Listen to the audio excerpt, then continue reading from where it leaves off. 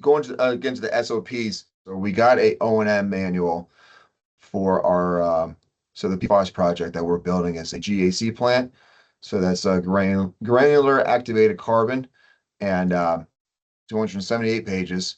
I took that, put that into Aquaspec, and I created 3 manuals based off that. Created like a complete document overview, and that was 7 pages, 8 pages.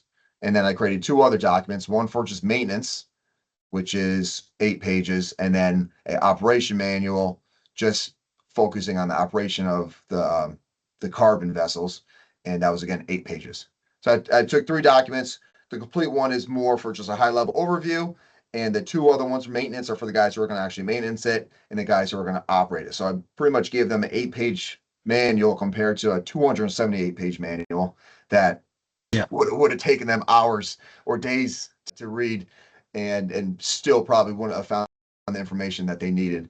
So that was very helpful in providing that.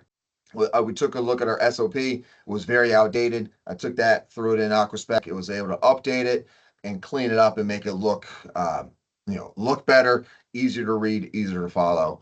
I've been doing that a lot with a bunch of different SOPs that are, sampling SOP, different checklists. Has been a very simple process, and that doesn't take much time at all. Just take our SOP, put it in there, and like I said, as I'm typing in the message box, I can say, "Hey, update it with XYZ," and to me, that's the easiest and fastest way to do it.